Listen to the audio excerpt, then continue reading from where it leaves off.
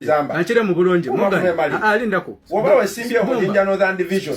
As an independent candidate. Speaker wangawulira. Zembe ndowooza nti yogera. Ebyo by'okolera abantu. Antiboti ndikwogera chambuzi zetaka discussing individuals tili mu Jinja district. Jinja district kadi elevate bakaje tegereza. Mukulu Bumba tali kontantegeire. Abantu bonabona abaliyo kansa kali amawa ni odoli balikwaga za amani. Speaker wanga ali kuyogerera bwange bakakola ki baketegereza no sokoline butizambo kwinjira ebintu bya Jinja district tali ku structure yayo balikwaga za amani nzembe ndoza nti ebintu bya Jinja district Bumba balikwaga za amani tili kwendo wabye muganda nge Zamba ayogere ebintu okukolera abantu ba Jinja North alekera okudiscussing individuals ebintu bya kadi byawa bafulanga bera zitwa marokanga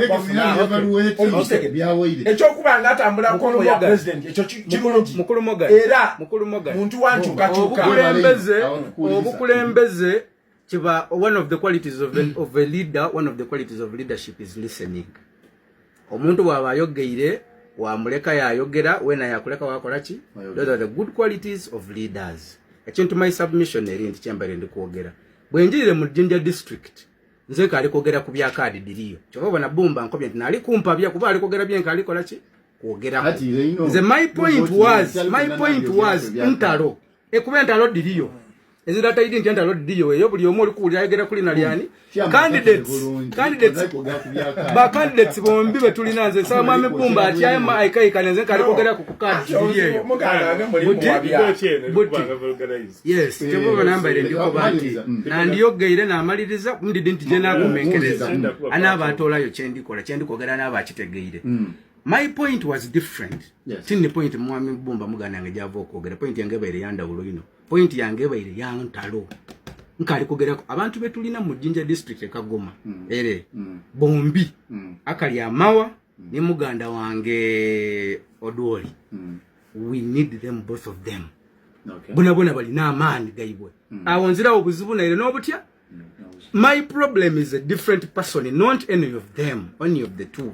Olikumfuna ante ekintu ekirinde kindi o kintu kyoyogere kukuba MPs bye balonze tijako banti ngabwe nkokobye nti yera bobobona bobolinze mu kukuba MPs pate yaifia kigemye mu ino zenino okwikiriza nti wano wansi fe batuleka bawo abantu abandi enobuyinza okwemalira kubanga bokoba nti omuntu mulala ajja akobye nti be nze ono gwendi kwenda ni list ono gwendi kwenda oli kumfuna. That is where our problem is kubanga nenda kukakase ife kiri obvious nti ife kiri obvious nti yatunde ekintu kya ife wano yali mukulu mwidwe ekizira atachidi ni Bumba achidi mu yena mwena achidi era bwe tuvano kutujja kweka wansi ajja kunkobe ekichembe sebo Zamba kwendo kubigambo Bumba chemutai ezira chendi di chemutai vetting process